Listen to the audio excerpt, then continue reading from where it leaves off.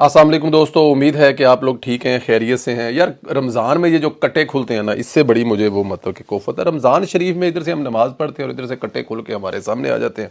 मतलब हर गुजरते लम्हे के साथ कोई ना कोई ऐसी चीज़ आ जाती है जिस पे बोलना पड़ता है, लेकिन दिल करता है कि उस पर ना बोलें। अब ये मंसूर खान साहब को क्या ज़रूरत है मतलब कि पराए पंगे में अपनी टांग उड़ाना। समझ तो मुझे लग रही है कि इसने ये पंगा क्यों लिया है, लेकिन अगर ना लेता तो ज़्यादा अच्छा था। इसमें इसका तो कुछ लेना देना नहीं है। ये नून लीग का मतलब मसला है, नून लीग के वर्करों का मसला है, नून लीग की जो क़यादत है उसका मसला है। भाई आप को क्या लगे कि किसको टिकट दी और किसको टिकट नहीं दी, लेकिन जाहिर है पंगेबाजी जो है वो बड़ी ज़रूरी होती है। यूट्यूबरों को ना, जो यूट्यूबरों की दिहाड़ी जहाँ पे लग रही हो ना, वहाँ पे कोई ना कोई वो पंगाबाजी ज़रूर कर लेते हैं। बहरहाल मरियम अकरम जो है उनकी तैनाती का ये शोर है इस वक्त। मरियम अकरम ने अपनी ट्वीट किया और उन्होंने कहा जी कि उन्होंने जो वो कागजात तो वापस लेने का इशारा कर दिया और ये भी कन्फर्म है कि वो एक्सेप्ट हो गए हैं, उनके कागज़ वापस हो गए हैं। वो अभी MNA का इलेक्शन या MNA वो नहीं बनेंगी, ये बात कन्फर्म है। लेकिन उन्होंने यहाँ पर अपनी जो ट्वीट है उसके साथ जो अल्फाज का चुनाव किया वो बहुत गैर मुनासिब है। अगर वो ना करती तो मेरे ख्याल में ज़्यादा अच्छा था। ठीक है, एक रिएक्शन आया, उसके बदले पार्टी की आदत को ये फैसला करना पड़ा, लेकिन पार्टी में रहते हुए तो बहुत सारी चीज़ें हैं।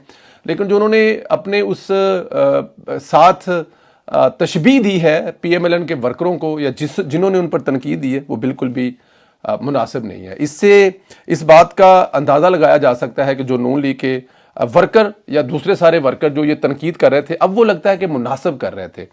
क्योंकि अगर देखें ये इसी चीज़ के लिए तो वो कर रहे थे और मोहतरमा ने जाते जाते फिर ऐसा हुक्म सादर कर दिया जो मेरे ख्याल में बड़ा गैर मुनासिब। बहरहाल नजरियाती वर्कर खवातीन हमेशा रेड लाइन होते हैं और मेरी भी रेड लाइन है। इसमें बात ना करके जिस तरह का मैंने अपने आप की डैमेज लाइन करवाया या मतलब कि डैमेज हुआ वो मुझे आप लोग समझ सकते हैं, मैं उसमें एक्सप्लेन कर चुका हूँ।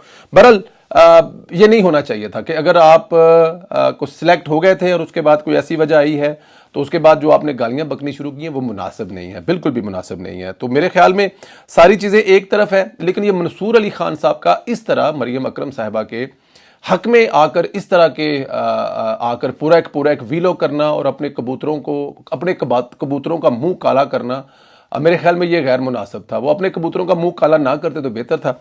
अब उनके खिलाफ जाहिर है एक, लेकिन खैर ये सूट भी करता है बहुत सारे एंकर्स, बहुत सारे लोगों को, बहुत सारे यूट्यूबरों को ये सूट करता है कि वो किसी तरह से लाइन में रहे, किसी तरह से उनके बारे में बात की जाए।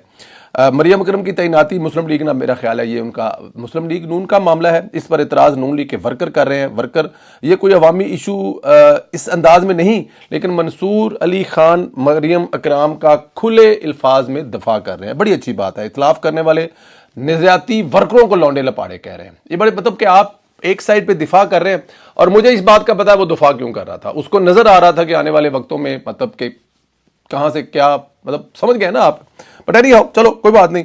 लेकिन ये नून लीग के वर्करों को लौंडे लपाड़ा कहना, भाई आप क्या हैं? अगर नून लीग के वर्कर लौंडे लपाड़े हैं, मेरी एक महफिल में आपसे बात हुई तो आपने कहा जी पर्सनल पे नहीं जाना चाहिए। तो मैंने कहा कि मंसूर भाई मैं कभी पर्सनल पे नहीं गया, लेकिन मुझे दुख और तकलीफ हुआ आज एक बाकायदा आपने एक औरत का नाम लेकर कहा कि वो इसके खिलाफ काम करवा रही है। कैसे, क्या सबूत है आपके पास? फिर दो औरतों का और नाम लगा रहे हैं जिनका आप नाम नहीं ले रहे। तो ये मेरे ख्याल में ये लौंडे लपाड़े जो है ना मुनासिब नहीं है।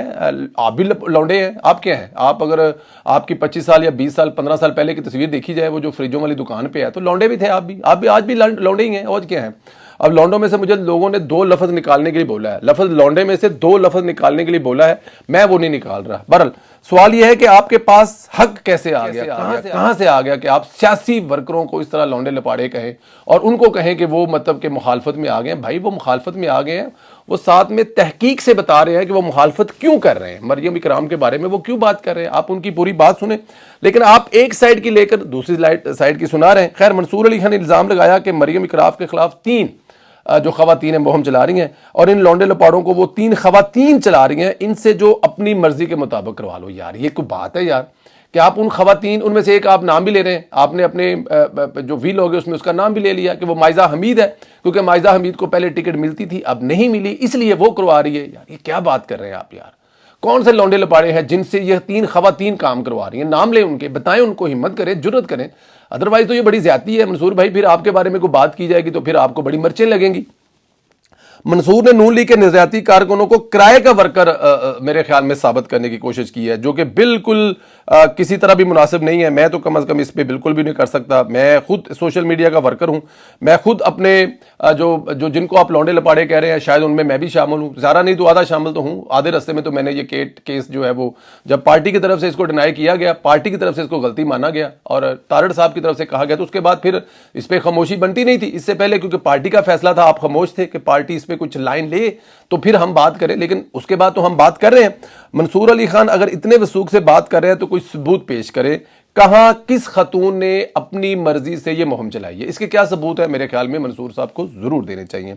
एक खतून का सियासी वर्क ही नहीं है, वो खतून जो वो कर रही थी, 2-3 महीने पहले आई हैं। मैंने भी उनके साथ तस्वीर बनाई, मुझे भी उनका वो वर्क अच्छा लगा, लेकिन वो वहां तक था। लेकिन वो 3 महीने के बाद आप एमएनए और फिर इस साल में जो 12-12, 15-15, 20-20 साल से औरतें बैठी हुई हैं, वो फिर दफा करेंगी अपने हक में। वो आगे आएंगी, वो पूछेंगी कि भी 3 महीने वाली जो एमएनए भर रही है, तो हम 12 साल इस पार्टी में क्या चक मार रहे हैं।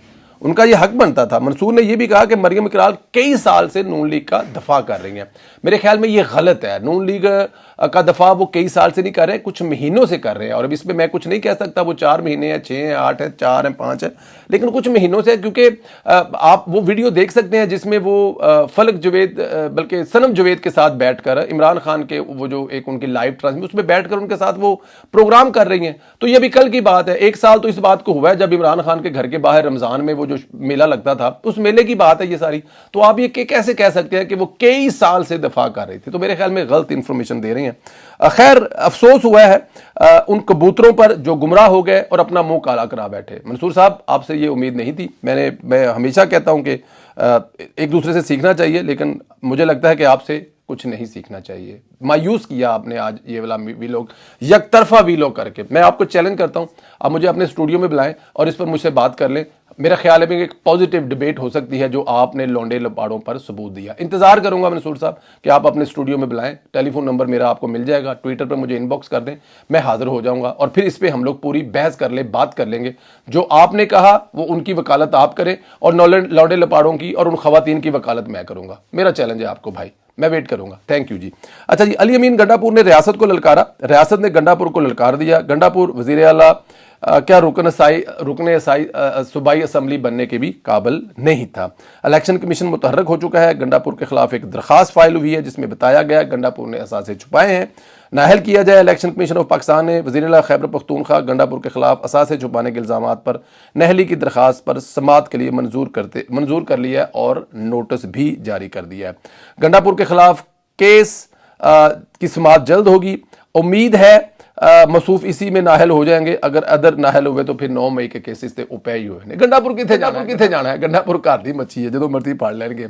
जो ना फड़ना है ना वो फड़ लैणगे। गंडापुर नूं माफी कित्थों लभनी है? गंडापुर की हरकतें, गंडापुर के काम और गंडापुर इस पाकिस्तान और इस सूबे के लिए जो करने जा रहा है वो मेरे ख्याल में आपको भी पता है, छुटाई नहीं होनी। पीटीआई मुल्क के खिलाफ साजिशों से बाज नहीं आ रही, दिन ब दिन इसकी साजिशें बढ़ती जा रही हैं। पहले ये गैर मुल्कियों को कहते थे कि हमें इक़्तिदार दिलाओ, इनके साथ मिलकर अब मुल्की इलेक्शन के खिलाफ साजिश भी कर रहे हैं। पीटीआई के 2 अहम रहनुमाओं की इस्लामाबाद में कुछ गैर मुल्कियों के साथ मुलाकातें ऑन रिकॉर्ड हो चुकी हैं। इन मुलाकातों में जनरल इलेक्शन 2024 को मुतनाज़ा बनाने के लिए हवाले से कुछ फेक मवाद इनके हवाले किया गया है, ये एक खबर है।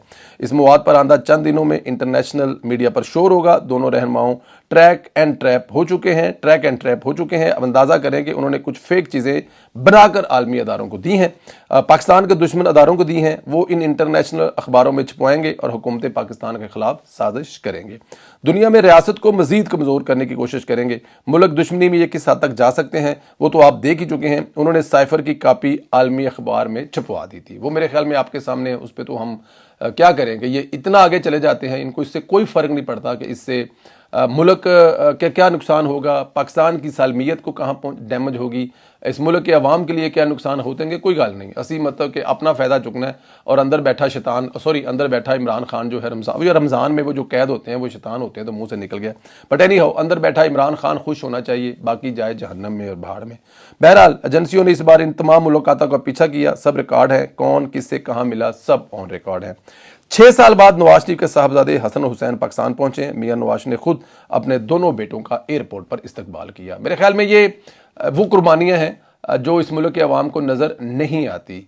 अगर वो सिर्फ यही कुर्बानी देख लें कि 6 साल के बाद बेटे इस मुल्क में वापस आए हैं, जिस मुल्क के वो बेटे हैं, और सज़ा उनको किस चीज़ की मिल रही है कि वो 3 दफ़ा के वज़ीर आज़म, एटमी धमाकों के खालक, मोटरवे बनाने वालों का, मुल्क से दहशतगर्दी का खात्मा करने वाले नवाज शरीफ के बेटे हैं। सिवाय इसके और उनका कोई कसूर नहीं है। और ये वो कसूर है जिसकी वजह से वो 6 साल नहीं आए, ना वो अपनी माँ को दफना सके, ना वो अपनी दादी को दफना सके, वो पाकिस्तान नहीं आ सके, क्योंकि उन पर भोंडे झूठे केसेस हैं। जो बच्चे 1992-96 से पढ़ने के लिए इस मुल्क से बाहर गए, वहीं पर सेटल हो गए, वहीं पर उन्होंने काम किया, कारोबार किया, कुछ लेना देना नहीं है, लेकिन उनको वहां पर भी ऐसे केसेस में फंसा दिया गया जिसमें उन्होंने नवाज शरीफ को नहल करना था। नवाज शरीफ के साथ साथ उनकी पूरी फैमिली के बारे में जो उन्होंने फैलाया, जो गंद उन्होंने किया, वो आपके सामने था। लेकिन खैर, आज बेटे जो हैं वो अपनी माँ की कब्र पर पहली दफ़ा गए होंगे, वो अपनी दादी की कब्र पर पहली दफ़ा गए होंगे, खूब रोए होंगे, माँ से खूब बातें की होंगी, बाप साथ बैठा सुन रहा होगा, और शायद बाप महसूस कर रहा होगा कि मेरी वजह से मेरे बेटे अपनी माँ की कब्र पर आज इतने सालों के बाद आ रहे हैं। ये दुख और तकलीफें इस मुल्क के सियासतदान सहते हैं। इसके अलावा ये सादत किसी को नसीब नहीं होती, ना किसी जनरल को, और ना किसी जज को, ना किसी ब्यूरोक्रेट को। ये मुल्क के सियासतदान है। कल मैं तस्वीर देख रहा था बीबी शहीद की और उनके वालिद साहब जुल्फ़कार अली भुट्टो की, जहाँ पे उनकी बेटी आसफा भुट्टो जरदारी साहबा जो कब्र पर फूल डाल रही थी। तो मैं देख रहा था क्या मेला और रौनक लगी हुई है। देखो, आज उनके लोग फूल डाल रहे हैं, और मैंने दूसरी तरफ किसी जज के जो हाल देखा है, आपने जजों के जो फैसले के बारे में देखा है। तो ये जो आदत है, ये इस मुल्क के सियासतदानों को नसीब होती है। अल्लाह ताला की ज़ात आपको अपने हिफ्ज़-ओ-मान में रखे। मेरी दुआएं आपके साथ हैं। रमज़ान का दूसरा रोज़ा आप लोग रख चुके हैं। अपने लिए भी, दोस्तों के लिए भी दुआ करें, अल्लाह ताला की ज़ात हम पर रहम करे, और ये सुकून वाले, प्यार वाले, मोहब्बत वाले मीठे मीठे रोज़े हमारी ज़िंदगी में बार बार आएँ, बार बार आएँ। अपना ख्याल रखें, अपने अड़ोस पड़ोस लोगों का ख्याल रखें, जिनके लिए कुछ खाने पीने के लिए अपना खाना आधा करके उन तक पहुँचाएँ। वीडियो को ज़रूर व्हाट्सएप में शेयर करें, और इसके अलावा इसको सब्सक्राइब करें, बेल आइकन को प्रेस करें, और मज़ीद इसमें से जो क्लिप काट कर निकाल सकते हैं वो ज़रूर लगाएं। Thank you very much. खुदा हाफिज़।